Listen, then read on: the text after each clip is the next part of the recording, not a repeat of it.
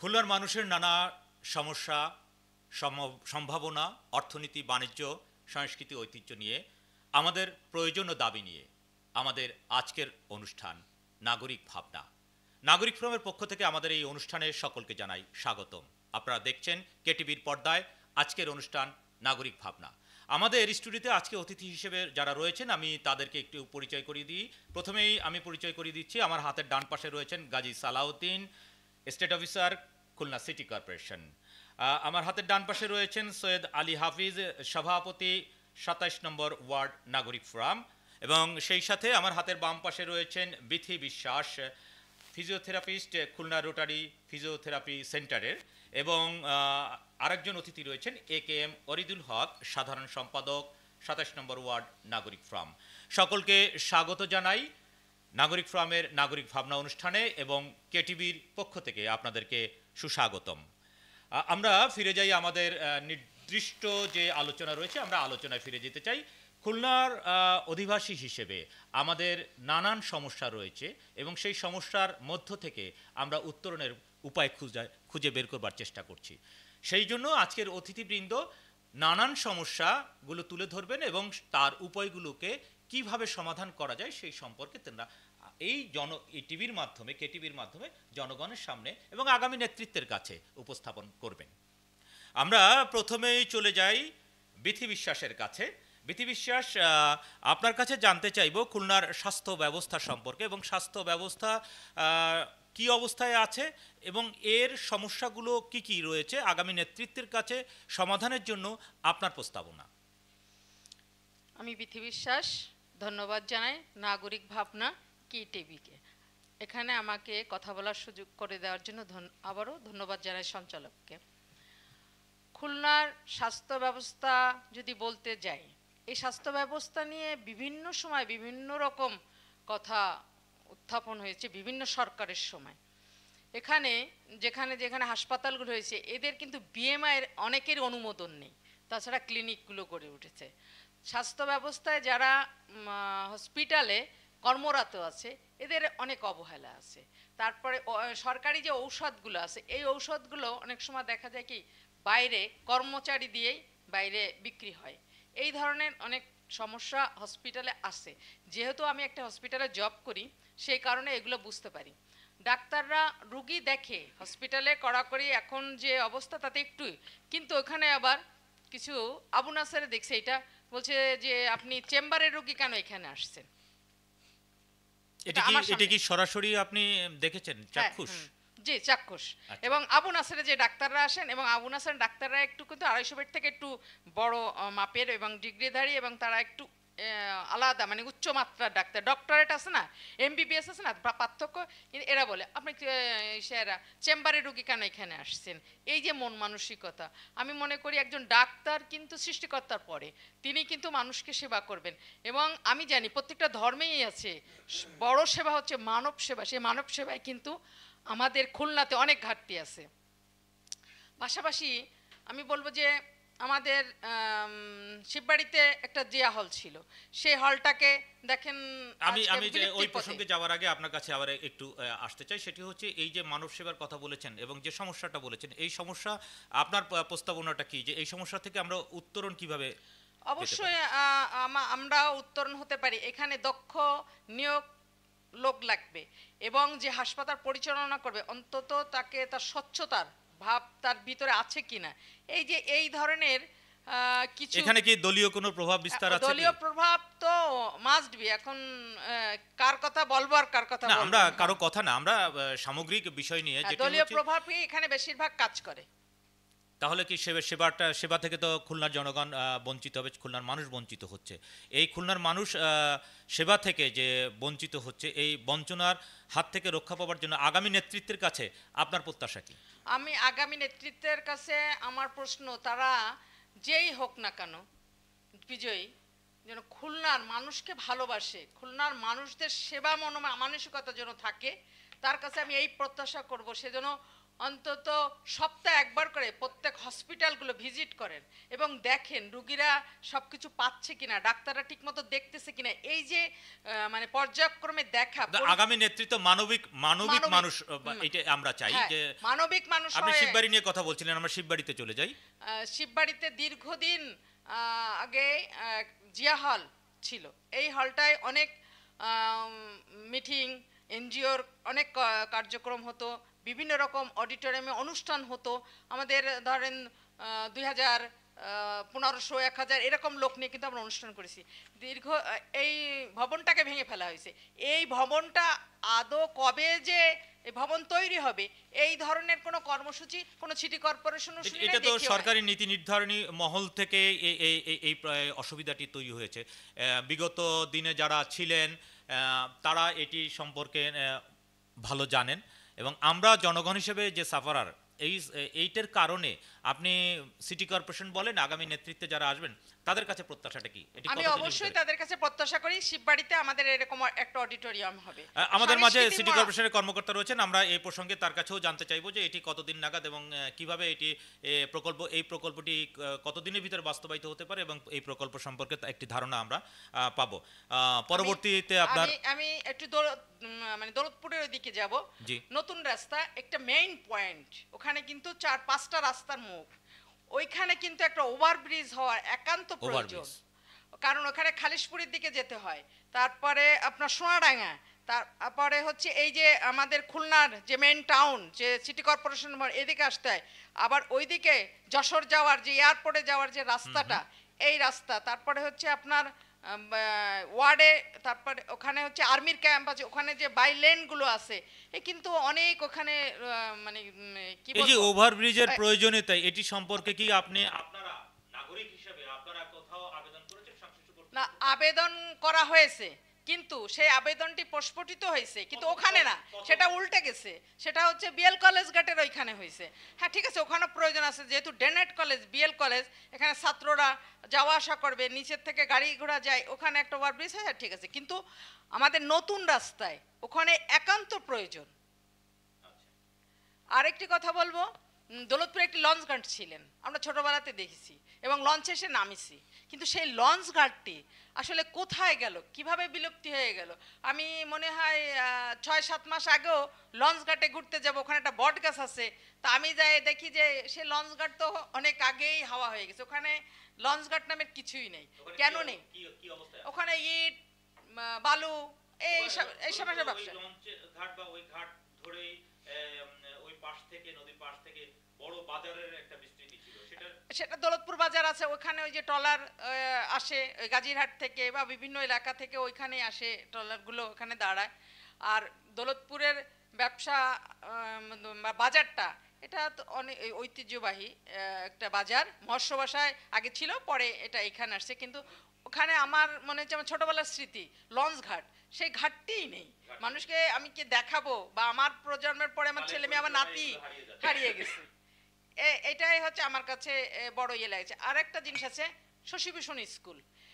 শশীভূষণ একজন আর্টিস্ট ছিলেন এবং তিনি পাক ভারতের সময় উনি এই পুরস্কার পেয়েছিলেন।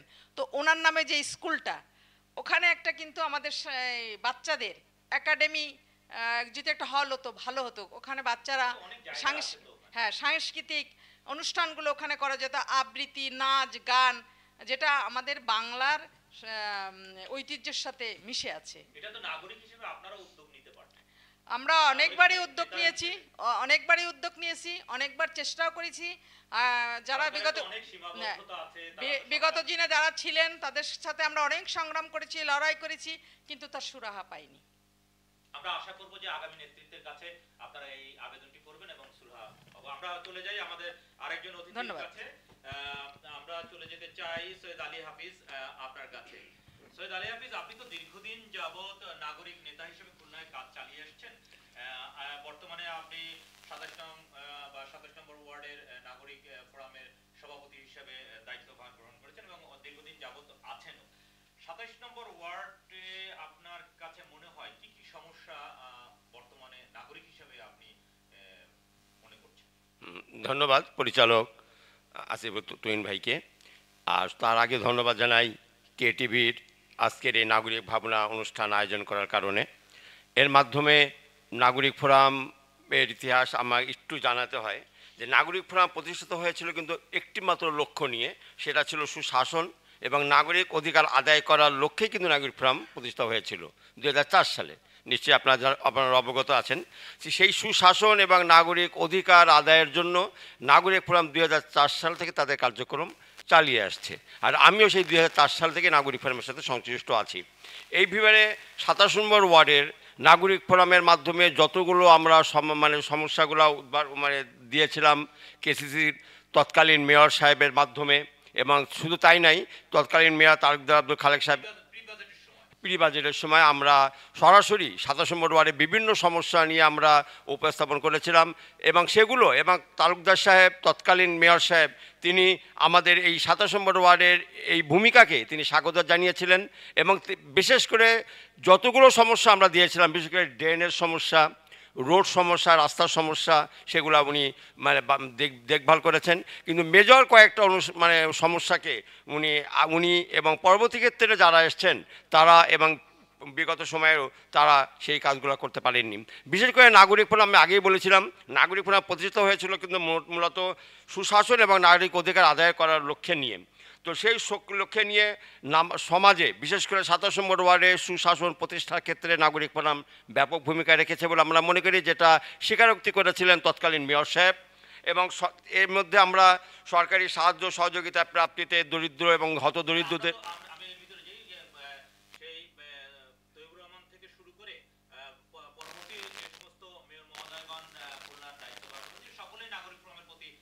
সহানুভূতি ছিলেন। হ্যাঁ, এবং নাগরিক ফোরামকে তারা একটি মাইল এটাকে কি বলবো, নেতৃত্বের বিকাশের ক্ষেত্রে নাগরিক ফোরামকে অন্যতম একটি প্ল্যাটফর্ম। হ্যাঁ, বিশেষ করে মেয়র সাহেব, তৎকালীন মেয়র সাহেব স্বীকার করেছিলেন যে 1 থেকে 31টা ওয়ার্ডে, প্রতিটা ওয়ার্ডে কিন্তু নাগরিক ফোরামের কমিটি আছে এবং প্রতিটা কমিটিতে 60 সদস্য আছে। এই যে 27 নম্বর ওয়ার্ডের বর্তমান যে সমস্যাগুলো রয়েছে আমি সেগুলো আলোচনা করি। সেটা হচ্ছে 1 নম্বর হচ্ছে ড্রেনেজ ব্যবস্থা। আগে ড্রেনেজ ব্যবস্থা আছে, কিন্তু ড্রেনেজ যে অবস্থা, পলি ভিতরে যে পলি, অথচ আপনারা খেয়াল করে দেখবেন যে মিস্ত্রিপাড়া বাজার থেকে শুরু করে নিয়ে মিস্ত্রিপাড়া খালপাড়া মাথা পর্যন্ত যে ড্রেনের উপর স্ল্যাব তৈরি করা হয়েছে ঠিকই, কিন্তু তলায় কিন্তু কোনো পানি নিষ্কাশনের কোনো ব্যবস্থা নাই।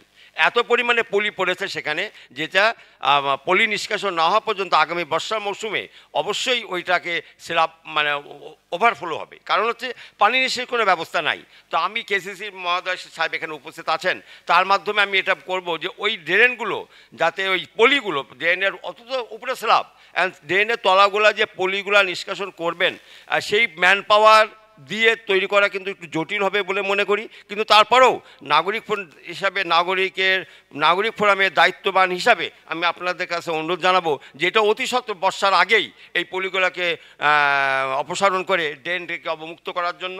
আর দ্বিতীয় কথা হচ্ছে, আপনারা হয়তো জানেন যে গত সপ্তাহে পূর্ব মাইনাখামা থেকে শুরু করে নিয়ে বাইতুল নাজাত মাদ্রাসা পর্যন্ত পিচ দিয়ে ঢালাই করা হয়েছে, এবং এত মোলায়েম করা হয়েছে যেটা গতকালকে একটি দুঃসংবাদ যেটা মক্কা টাওয়ারের সামনে ঘটে গিয়েছে, সেটা হচ্ছে এক বৃদ্ধ ওষুধ কিনে মক্কা টাওয়ারতে ওষুধ কিনে রাস্তা পার হবার সময় 80 থেকে 90 মাইল স্পিডে মোটরসাইকেল, 22 বছরের রিফাত নাম ছেলেটার, রিয়াদ, সে এসে তাকে ধাক্কা মারে এবং তিনি স্পটে মারা যান। তো এই যে আমার বক্তব্য আছে, এসএস অফিসারের কাছে অনুরোধ করব যে এই যে রাস্তাটা এত মলিন হয়েছেন, যেটা ইয়ং ছেলেরা মোটরসাইকেল তাদেরকে কন্ট্রোল করতে পারছেন না এবং অতি দ্রুত মোটরসাইকেল চালিয়ে যাচ্ছেন। তো আমি মনে করব যে এখানে যে কোনো এক জায়গায় যদি একটা বিট দেওয়া যায় তাহলে তাদের স্পিডটা নিয়ন্ত্রণ করা সম্ভব হবে এবং আমার মনে হয় দুর্ঘটনা থেকে রোধ করা।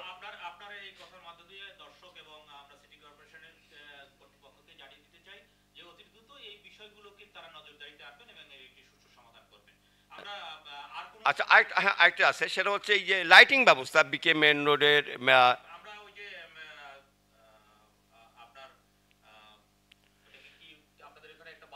হ্যাঁ মিস্ত্রিপাড়া বাজার, হ্যাঁ ওটা আমি আসছি, নিয়ে আসছি। তো মিস্ত্রিপাড়া বাজারের পূর্ব পাশে আনসার লেন দিয়ে এবং মিস্ত্রিপাড়া বাজারে ঢুকতে যে কর্নারটা, ডান পাশে যে কর্নারটা পড়ে, ওটা সিটি কর্পোরেশনের নিজস্ব জায়গা। এবং উনি বলছেন, আমি স্টেপের কথা বললাম, জানলাম যে ওটা নাকি বাজারের জায়গা। তো বাজারের জায়গা যদি হয়েই থাকে, তাহলে ওখানে ডাস্টবিন হিসাবে সমস্ত বাজারের আবর্জনা কিন্তু ওখানে ফেলা হচ্ছে এবং একটা পরিবেশ দূষণের একটা প্রধান কারণ হয়ে দাঁড়িয়েছে ওই জায়গাটুকু। তো ওটাকে আদৌ সংস্কার করে, অতি বিলম্বে সংস্কার করে বাজারের সাথে সংশ্লিষ্ট করান, অথবা শিশু বিনোদনের কোনো ব্যবস্থা করা যায় কি না সেটা দেখভাল করার জন্য আমি অনুরোধ জানাবো। বিশেষ করে কারণ ওটা কিন্তু এখন যে অবস্থা, আপনি যদি আজকেই যান তো দেখবেন সমস্ত বাজারের ময়লা, আপনার মুরগির ময়লা, মাছের ময়লা, সমস্ত ময়লা কিন্তু ওখানে ডাম্পিং করা হচ্ছে এবং ওটা দুর্গন্ধ সৃষ্টি করছে এবং আশেপাশে এলাকায় দুর্গন্ধ সৃষ্টি, পরিবেশ নষ্ট হচ্ছে। এটাকে দেখভাল করার জন্য আমি জানাবো। আবারও আপনার কাছে আসবো। আমরা এবার যেতে চাই একেএম অরিদুল হক আপনার কাছে। অরিদুল, আপনি তো খুলনার একজন নাগরিক হিসেবে, এবং আমরা জানি বিভিন্ন সামাজিক কর্মকাণ্ডে আপনি জড়িত রয়েছেন, রোটারি ক্লাব অফ মেট্রোপলিটনের আপনি সভাপতির দায়িত্ব পালন করছেন। আপনার কাছে কি মনে হয়, মানব সেবা করতে যে কোনো প্রতিবন্ধকতা সৃষ্টি হচ্ছে কি, আর সেই প্রতিবন্ধকতার অন্যতম কারণগুলো কি কি? ধন্যবাদ। আজকের নাগরিক ভাবনা, আজকের পরিচালককে সুন্দর একটা প্রোগ্রামে আমাকে কিছু বলার সুযোগ করে দেওয়ার জন্য। আমি নাগরিক ফোরাম ২৭ নম্বর ওয়ার্ডের সাধারণ সম্পাদক হিসেবে দায়িত্ব পালন করছি। আমি দায়িত্ব পালন করে দেখছি বর্তমানে আমাদের ২৭ নম্বর ওয়ার্ডে কিছু কিছু নাগরিক সমস্যা আছে, যেমন ড্রেনেজ ব্যবস্থার কিছু সমস্যা আছে, এবং আমাদের এখানে অধিকাংশ মানুষ আক্ষরিক অর্থে শিক্ষিত হলেও কাজকর্মে মনে হচ্ছে তারা সবাই সুশিক্ষায় শিক্ষিত হতে পারেনি এখনও। এই কারণেই বলছি যে অনেক সময় তাদের বাসাবাড়ির ময়লাগুলো তারা ড্রেনের ভিতর ছেড়ে দিচ্ছে। যদিও আমাদের একদিন অন্তর একদিন সিটি কর্পোরেশন থেকে নিয়োজিত ময়লার গাড়ি আসছে বাড়ি, প্রত্যেক বাড়ি। জি, মানে অবশ্যই মানবিক মূল্যবোধের বিষয়। আমি জন্য বলেছি যে তারা শিক্ষায় আক্ষরিক করতে তারা শিক্ষিত হলেও তারা সুশিক্ষায় শিক্ষিত হতে পারেনি। সামান্য ৮০ টাকা দিলে ময়লা নিয়ে যাচ্ছে, ১ মাসের ময়লা তারা নিয়ে যায়, একদিন অন্তর একদিন ময়লা নেয়। সেই ৮০ টাকা আমরা ব্যয় করছি না, আমরা করছি অনেকে বা কিছু লোক যে সে ময়লাটা, মাছের ময়লা বা বাসাবাড়ির ময়লা একটা পলি ব্যাগে করে ড্রেনের ভিতর। আমাদের অনেক জায়গায় ড্রেন ব্যবস্থা, ঢাকনা ব্যবস্থা চালু হয়েছে, কিন্তু কিছু কিছু জায়গা আমাদের এখনও ওপেন আছে। এখন আমাদের যে সমাজে যে শিক্ষার ব্যবস্থা, আমাদের মানবিক যে মূল্যবোধের ব্যবস্থা, ওপেন ড্রেন মনে আমরা এখনো অভ্যস্ত হয়নি। কারণ আমরা মনে করি যে, আপনার কি মনে হয় যে জনগণ এই ভোগান্তির অন্যতম কারণ এই যে বর্ষাকালে ড্রেনেজ ব্যবস্থা? অবশ্যই অবশ্যই একজন ময়লা ফেলছে মানে সেও কিন্তু পক্ষান্তর এর ভুক্তভোগী হচ্ছে। যেমন ড্রেনটা দ্রুত ময়লা আমরা সৃষ্টি করছি, আমরা আবার সেই ভোগান্তি শিকার হচ্ছি। একজন সমস্যা সৃষ্টি করছে, ভোগান্তিতে পড়ছে নাগরিকগণ সবাই। এখান থেকে আমাদের সবাইকে সচেতন হওয়া দরকার। এগুলোকে আর সিটি কর্পোরেশন তো প্রত্যেকবার কাজ করছে তারা, কিন্তু তারপর আমরা যদি সচেতন না হই, এটা আসলে কঠিন ব্যাপার। আমাদের সচেতনতা খুব জরুরি এখানে এই সমস্যাটা। আপনি নাগরিক নেতা হিসেবে কি কি কার্যক্রম গ্রহণ করলে হয়তো এই সমস্যা থেকে আমরা নিস্তার পেতে পারি? একটা কাজ করা যায়, যদি একটু মাঝে মাঝে কোনো পোস্টারিং বা মাইকিং করা যায়, যে জরিমানার ব্যবস্থা করা যায়। যে জরিমানা কোন কর্তৃপক্ষ করবে? এটা সিটি কর্পোরেশন করতে পারে। অনেক এরিয়া ওনাদেরকে নেই বাস্তবিক অর্থে। না, ওনাদেরকে যদি জানানো যায়, যে পয়েন্ট টু পয়েন্ট জানানো যায় যে ইনি ময়লা এগুলো ফেলছেন, ধরা দেওয়া যায়। একটু জানতে চাই যে এটি গেল আপনার ওয়ার্ড নিয়ে ভাবনা। আপনার সামগ্রিক খুলনায় আপনি বলেছেন যে আক্ষরিক অর্থে শিক্ষিত হলেও আমরা সার্বিকভাবে জ্ঞান সম্পন্ন হতে পারিনি।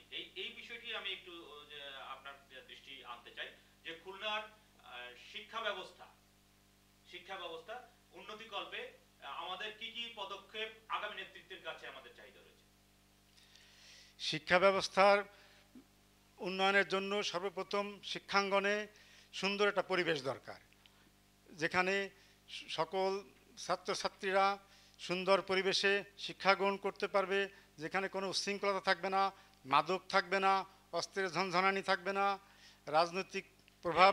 মাদক প্রসঙ্গে আমি একটু আপনাকে থামিয়ে বলছি। মাদক প্রসঙ্গ নিয়ে আমি আপনাদের 27 নম্বরের দুজনই আছেন উপস্থিত নাগরিক নেতা।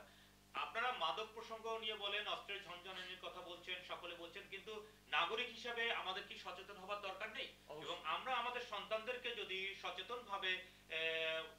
সচেতনতার দিকে উদ্বুদ্ধ করতে পারি, তাদেরকে যদি দেখভাল করতে পারি, সঠিকভাবে মানুষ করতে পারি, তাহলে তো আমার মনে হয় যে অনেকাংশেই এগুলো কমে আসা বা কমে আনা সম্ভব।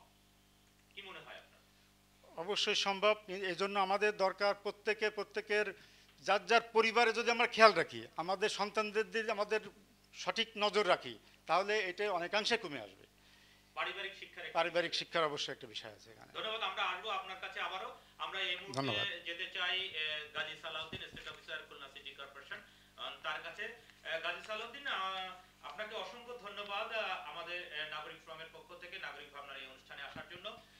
আপনার কাছে আমাদের অনেক প্রত্যাশা, এবং আমরা প্রায়শই দেখি যে অবৈধ স্থাপনা উদ্ধারে আপনি বলিষ্ঠ ভূমিকা রাখছেন। আমি প্রথমেই এই প্রসঙ্গটিতেই যেতে চাই যে খুলনা সিটি কর্পোরেশন যে অবৈধ স্থাপনাগুলো আছে সেগুলো উৎখাত করতে যে আপনি কি কি সমস্যার সম্মুখীন হচ্ছেন? এই ক্ষেত্রে কি নাগরিক নেতৃবৃন্দের সহযোগিতা আপনি পূর্ণাঙ্গভাবে পাচ্ছেন, নাকি আপনি আপনার প্রশাসনিক ক্ষমতা বলে এগুলো কাজ করছেন? ধন্যবাদ। নাগরিক ফোরাম কর্তৃক আয়োজিত আজকের এই নাগরিক ভাবনা নিয়ে যে আজকে টক শো, সেই টক শোতে আমাকে আমন্ত্রণ জানানোর জন্য আমি সঞ্চালক সহ নাগরিক ফোরামকে ধন্যবাদ জ্ঞাপন করছি। একই সাথে আমার সহ আলোচক হিসেবে যারা আমার মানে পাশাপাশি মূল্যবান সময় মানে ব্যয় করছেন এখানে, তাদেরকেও ধন্যবাদ জ্ঞাপন করছি। বিষয়টা হচ্ছে, আমরা খুলনা সিটি কর্পোরেশনের পক্ষ থেকে খুলনার 31টি ওয়ার্ডের অবৈধ দখলদার কর্তৃক যে রাস্তা, ফুটপাত,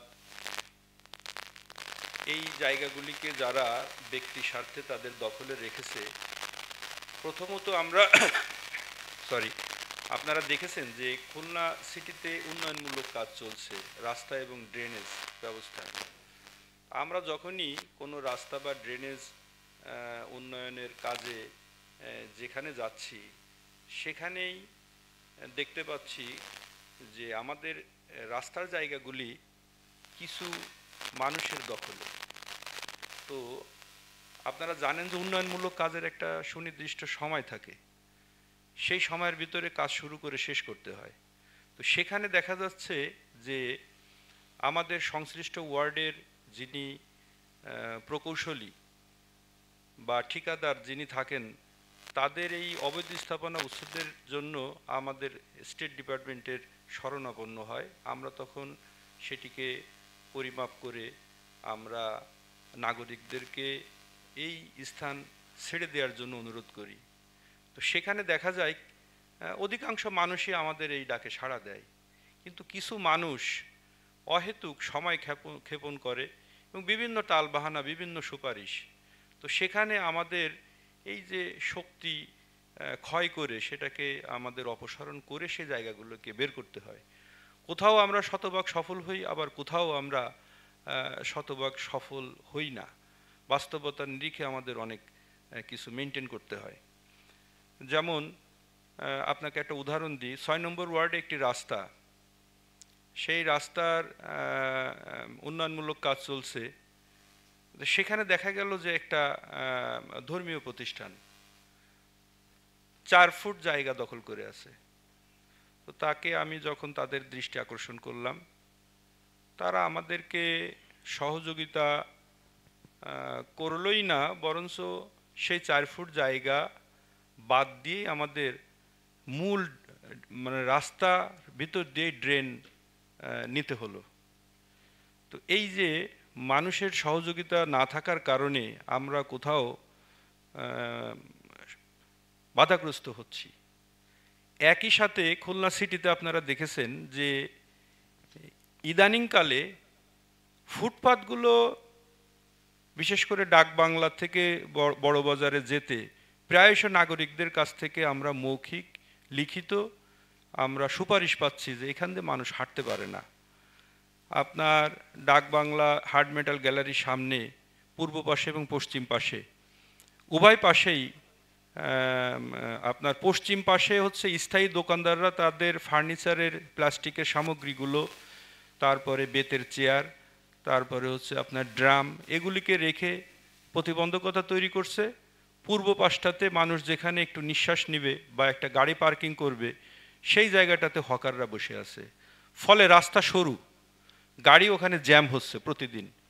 এরপর আপনি ডাক বাংলা থেকে বাম দিকে যখনই আপনি বড় বাজার, ঐতিহ্যবাহী বড় বাজারের দিকে আপনি টার্ন করবেন, দেখবেন এই বাম পাশ এবং ডাইন পাশ দুই পাশেই স্যান্ডেল জুতার দোকান, ফলের দোকান, তারপরে হচ্ছে এই জাতীয় নানাবিধ দোকানদারদের সমস্ত পণ্যগুলো হচ্ছে ড্রেনের উপরে প্রদর্শন করে তারা।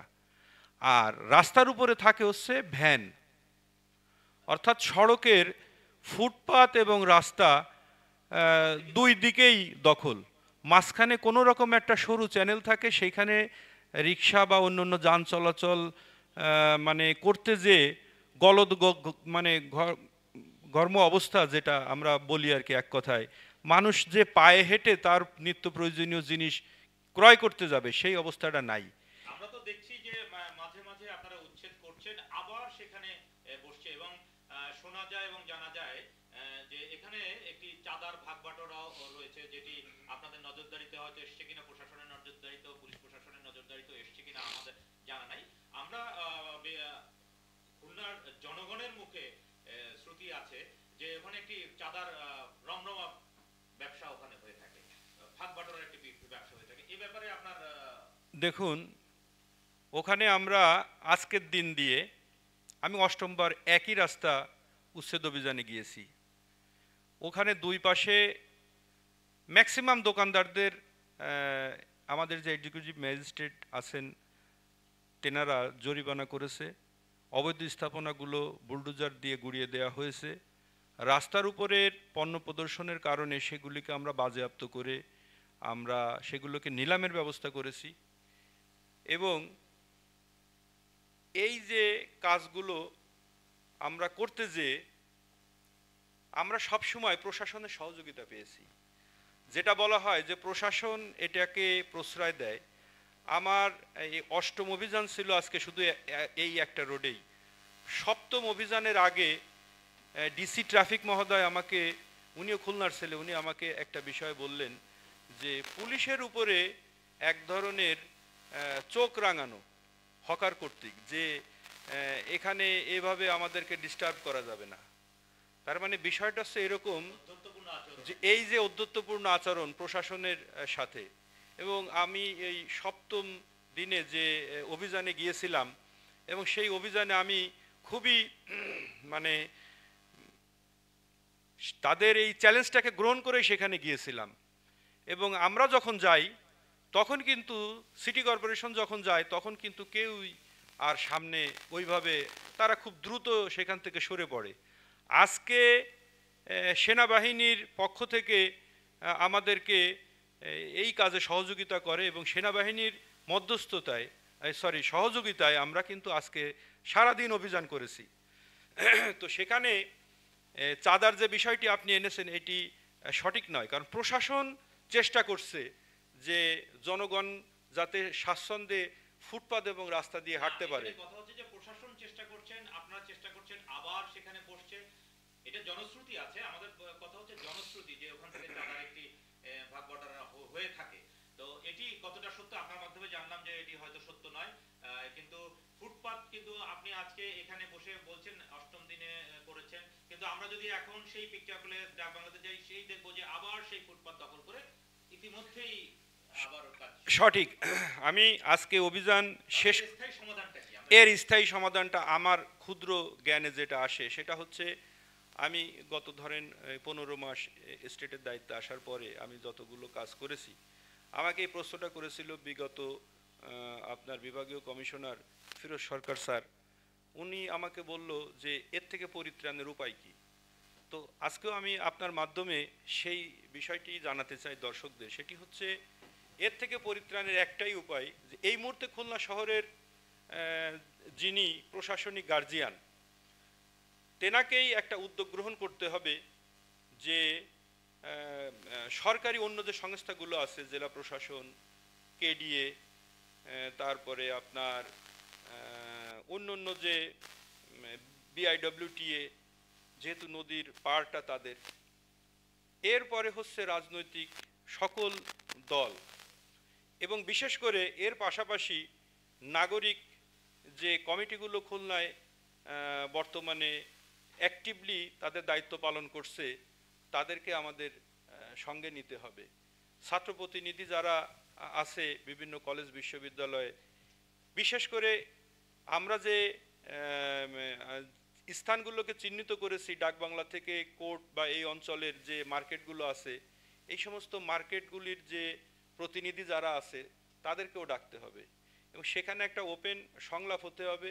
এই সমস্যা সমাধানের জন্য একটা সুনির্দিষ্ট একটা প্রশাসনের পক্ষ থেকে একটা কমিটি করে দেয়া থাকবে এবং সেই কমিটির মেম্বার হবে, আমি যে নামগুলো বললাম সকলেই, তার একজন আহ্বায়ক থাকবে। তার দায়িত্বই থাকবে বিরামহীনভাবে অন্তত 3 মাস লাগামহীনভাবে বিরতিহীনভাবে এই কাজগুলোকে দেখভাল করা এবং যখন যেটাকে প্রয়োজন, বিশেষ করে আমরা ধরেন সকালে বা দুপুরে অভিযান করছি, বিকালে ফিরে আসছে, জানে যে অফিস টাইমের পরে কেউ থাকবে না, তার মানে আমাদের এই অভিযানটা অব্যাহত রাখতে হবে রাত 10টা পর্যন্ত। যেখানেই অবৈধ দখলদাররা ফিরে আসবে তখন সেখানেই সাথে সাথে ড্রাইভ দিতে হবে। এভাবে যদি আমরা প্রতিনিয়ত কাজ করি তাহলে একমাত্র সম্ভব। একটা বা দুইটা তিনটা প্রতিষ্ঠান আমরা কাজ করে আসলে এর সমাধান হবে না। যে কারণে আপনাদের কাছে অনুরোধ জানাবো নাগরিক ফোরামের কাছে যে আপনারা এই উদ্যোগটি নিতে পারেন, যে সমন্বিত উদ্যোগ নিয়ে কিভাবে আমরা মাঠে নামতে পারি। ধন্যবাদ। ধন্যবাদ আপনাকে। অনেক সুন্দর একটি পরিকল্পনার কথা বলেছেন নাগরিকদের সাথে নিয়ে নগরের সমস্যাগুলো সমাধান করবার জন্য। আমি আর একটি প্রশ্ন আপনার কাছে রাখতে চাই, সেটি হচ্ছে আপনি সিটি কর্পোরেশন এই যে এখন যে অনির্বাচিত সরকারের কারণে আপনারা সিটি কর্পোরেশন ক্ষমতাপ্রাপ্ত কাউন্সিলর হিসেবে দায়িত্বে রয়েছেন, এই দায়িত্ব পালন করতে যে আপনি কি কোনো অসুবিধার সম্মুখীন হচ্ছেন? আসলে নির্বাচিত জনপ্রতিনিধি আর আমরা যারা ক্ষমতাপ্রাপ্ত কর্মকর্তা, এই দুয়ের ভিতরে পার্থক্য আছে, থাকবেই। তারপরেও আমরা আমাদের সুনির্দিষ্ট যে প্রত্যেকের একটা ডেস্ক আছে কাজের, সেই কাজের আগে অর্থাৎ সকালে ভোরবেলায় আমরা 9টার আগে কিন্তু ওয়ার্ড অফিসগুলোতে আমাদের অঞ্চলগুলো ঘোরা হয় এবং আমাদের যদি কোনো সার্টিফিকেট ইস্যু করার প্রয়োজন হয় আমরা কিন্তু সেই কাজটি সেরে তারপরে অফিসে আসি। এরপরে আবার অতিরিক্ত আমরা কিন্তু আবার রাতের বেলায় ফিরে যেয়ে আবারও ওয়ার্ড অফিসে সময় দিই। আর সপ্তাহে যে 2 দিন আমরা সময় পাই, শুক্র এবং শনি, এই 2টা দিন আমরা মূলত ওয়ার্ডের সাধারণ নাগরিকদের সাথে তাদের সমস্যাগুলো শোনার চেষ্টা করি এবং এভাবেই আমরা রুটিন করে এই কাজগুলোকে মানে দায়িত্ব পালন করছি। তো এই দায়িত্ব পালন করাকালীন অবস্থায় আমাদের যে ক্ষুদ্র মানে সমর্থ যাই আছে সেইটা দিয়ে আমাদের লাইট, আমাদের কনজারভেন্সি সেবা, এগুলোকে আমরা অব্যাহত রেখেছি। তবে যেটা আমি মনে করি যে একজন নির্বাচিত জনপ্রতিনিধি যতটা মানে সময় দিয়ে কাজটা করতে পারে আমরা সেই সময়টা দিতে পারছি না, কিন্তু অভিজ্ঞতাটাকে কাজে লাগিয়ে আমরা সেগুলোকে মানে সেবা অব্যাহত রাখছি, যেটার কারণে মোটামুটি নাগরিকদের পক্ষ থেকে এই পর্যন্ত কোনো অভিযোগ উত্থাপিত হয়নি। ধন্যবাদ গাজী সালাউদ্দিন। আমরা আবার আসবো আপনার কাছে। সুন্দরভাবে উপস্থাপন করেছেন আমাদের নাগরিক যে সমস্যাগুলো রয়েছে, নাগরিক সমস্যাগুলোকে সমাধান করবে আপনি যেভাবে ভূমিকা রাখছেন, আপনি যেভাবে কাজ করছেন, আপনাকে আবারও ধন্যবাদ জানাচ্ছি নাগরিকদের পক্ষ থেকে। আমি এবার ফিরে যেতে চাই আবারও বিথি বিশ্বাসের কাছে। বিথি বিশ্বাস, আপনার কাছ থেকে 1 মিনিটের মধ্যে জানবো, খুলনা একটি সম্ভাবনাময় শহর, এই শহরের যে সমস্যা আছে এই সমস্যাগুলো আগামী নেতৃত্বের মাধ্যমে কিভাবে সমাধান করা সম্ভব এবং কি জাতীয় নেতৃত্ব আপনি প্রত্যাশা করেন? ধন্যবাদ। আমরা অনেক ভাগ্যবান, যেহেতু খুলনা জাতিসংঘের থেকেই পরিষ্কার পরিচ্ছন্ন শহর হিসেবে আমরা পেয়েছি। তো সেখানে আমি বলবো যে আমার এই খুলনা শহরে এখনও কিন্তু ময়লা আবর্জনা আমরা যেখানে সেখানে ফেলি। সেখানে যদি আমরা নির্বাচিত সরকার বা নির্বাচিত প্রতিনিধি, ওয়ার্ডের যে নির্বাচনগুলো হয়, এই নির্বাচন প্রতিনিধি যদি আমরা ভালো পাই, তাহলে সে উঠান বৈঠক ওয়ার্ডে ওয়ার্ডে যে পাড়ায় পাড়ায় উঠান বৈঠকের মাধ্যমে মানুষকে সচেতন করে যে এই ময়লাটা এখানে ফেলা যাবে না, এই ময়লাটা ফেললে এরকম হবে, এই ময়লাটা আমি এইখানে যদি ফেলে ড্রেনের ব্যবস্থাটা, এই পানি যাওয়ার যে নিষ্কাশন যেটা, এটার বাধাগ্রস্ত হতে পারে। এইভাবে আগামী পদক্ষেপ আমরা নিতে পারি। পাশাপাশি এটাও বলতে পারি যে আমাদের খুলনায় কিন্তু কোনো টিভি চ্যানেল নেই। তা আমাদের যদি একটা টিভি চ্যানেল থাকতো, তাহলে আমাদের এই যে কথাগুলো প্রচার হতো, ওয়ার্ড থেকে ওয়ার্ড, ওয়ার্ড থেকে ওয়ার্ড সবাই জানতো এবং খুলনাবাসী উপকৃত হতো। এইটুকুই আমার। আমরা ফিরে যেতে চাই এবার একেএম অরিদুল হক প্রিন্সের কাছে। আপনার কাছে জানতে চাই, আগামী নেতৃত্বে যারা আসবেন তাদের কাছে আপনার কি ধরনের খুলনা উপহার চান? ধন্যবাদ। আমি আমার পূর্বের একটু বক্তব্যে একটু ফিরে যেতে চাই। প্রশ্ন ছিল খুলনায় শিক্ষা ব্যবস্থার উন্নয়নের জন্য কি করার দরকার বা সুষ্ঠু পরিবেশ সৃষ্টি করার জন্য। আমি ওইখানে একটা পয়েন্ট বাকি রেখে গিয়েছিলাম, সেটা আমি বলতে চাই যে স্কুল বা কলেজ টাইমে শিক্ষকদেরকে কোচিং থেকে বিরত রাখতে হবে। এটা অবশ্যই দরকার। এটা আমি নিশ্চিত করে বলতে পারি যে অনেকে, সবাই না, কিছু কিছু শিক্ষক আছেন। স্কুল কলেজে ভালোভাবে পড়ান তাহলে তো কোচিং সেন্টারের প্রয়োজন হয় না। আমি তো অতটা বলবো না, অন্তত হ্যাঁ, অন্তত স্কুল বা কলেজ টাইমে অন্তত তারা কোচিং করাবেন না, এই বিষয়টা অবশ্যই নিশ্চয়তা থাকতে হবে এবং প্রশাসনকে। মাধ্যমে আমরা দর্শক এবং সংশ্লিষ্ট কর্তৃপক্ষের দৃষ্টি আকর্ষণ করছি যে স্কুল বা কলেজের সময়ে কোচিং সেন্টারগুলো যাতে বন্ধ থাকে সে ব্যাপারে যথাযথ পদক্ষেপ গ্রহণ করবেন। আমরা চলে যেতে চাই সৈয়দ আলী হাফিজের কাছে। 1 মিনিটের ভিতরে আপনি আপনার কথাটি বলবেন দর্শকদের জন্য। আগামী নেতৃত্বের কাছে নাগরিক নেতা হিসেবে আপনার প্রত্যাশা কি? ধন্যবাদ সঞ্চালককে। ইতিমধ্যে দুটি কথা এসছে। একটি হচ্ছে নাগরিক ফোরামের সহযোগিতার কথা আমাদের সালাউদ্দিন সাহেব বলেছেন, যে গাজী সাহেব বলেছেন যে নাগরিক ফোরামের সহযোগিতা নিয়ে ইতিমধ্যে যে সমস্ত কাউন্সিলররা যখন ছিলেন, কাউন্সিলর তাদের কার্যক্রমে কিন্তু প্রতিটা ওয়ার্ডে নাগরিক ফোরামের মানে কার্যনির্বাহী কমিটির সদস্যদেরকে সহায়তা নিয়ে কিন্তু কাজ পরিচালনা করেছিলেন, যার কারণে ওয়ার্ডসমূহগুলো সুন্দর পরিবেশে আসার। হ্যাঁ, আমি বলছি আমি আসছি। আর দ্বিতীয় একটি কথা এসছে, সেটা হচ্ছে আমাদের প্রিন্স ভাই বললেন যে ডাস্টবিনের এই ময়লা আবর্জনার কথা। আমি সে কোনো একটু যোগ করে দিই, তারপর আপনার প্রশ্নের উত্তরে যাব আমি।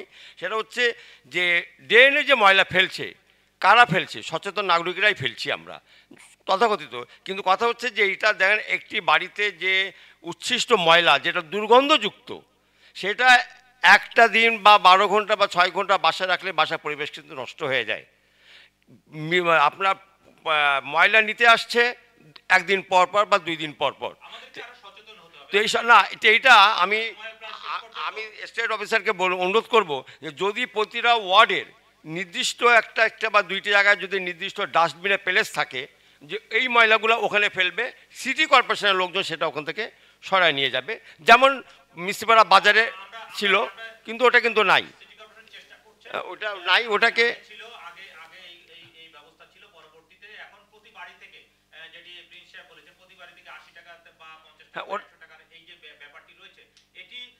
নাগরিক হিসেবে দিতে চাই না, যার কারণে এই অব্যবস্থাপনাটি তৈরি হয়েছে। আমরা আশা করছি এর থেকে আমরা অতি দ্রুত উত্তরণ পাবো এবং আমরা চেষ্টা করবো এবং আমরা সচেতন হব নাগরিক হিসেবে, ওয়ার্ডবাসী হিসেবে।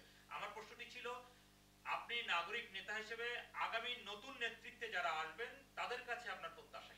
তাদের কাছে প্রত্যাশা হচ্ছে আমার এটাই, যে প্রতিটা ওয়ার্ডের সমস্যাগুলো চিহ্নিত করে নাগরিক কমিটির সদস্যদেরকে নিয়ে তার সমাধান করার চেষ্টা করা।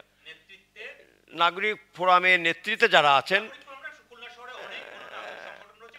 তাদেরকে নিয়ে একটা সমাধান করার চেষ্টা করলে এবং সেই কমিটির মধ্যে যদি নাগরিক নেতারা থাকে তাহলে আমার মনে হয় কাজটা করবে ভালো হবে। ধন্যবাদ আপনাকে।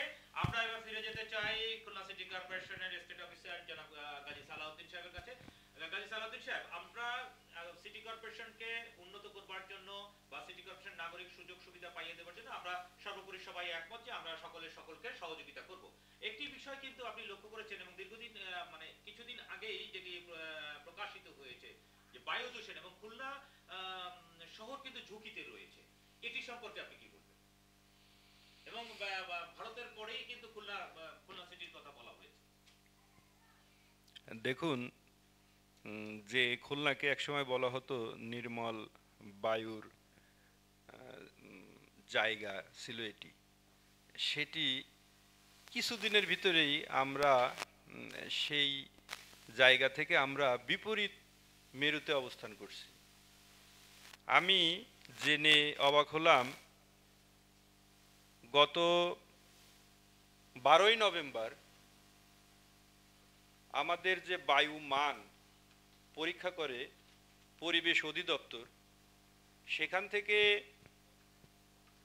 তাদের মানের যে মাত্রা সেটি ছিল 309, অর্থাৎ 201 থেকে 300 যদি বায়ু মানের মাত্রা থাকে তাহলে সেটাকে অতি ঝুঁকিপূর্ণ শহর হিসাবে গণ্য করা হয়। তার মানে ওই দিন গত 15 দিনের ডেটা কিন্তু এই 300-র কাছাকাছি এবং 300 ক্রস করে 309 পর্যন্ত উঠেছে। তাহলে আমরা ধরে নিতে পারি যে আমরা খুলনা হচ্ছে এখন ঝুঁকিপূর্ণ একটি শহর, বাংলাদেশের ভিতরে ঝুঁকিপূর্ণ বায়ুমানের দিক থেকে। এটার কারণ কি?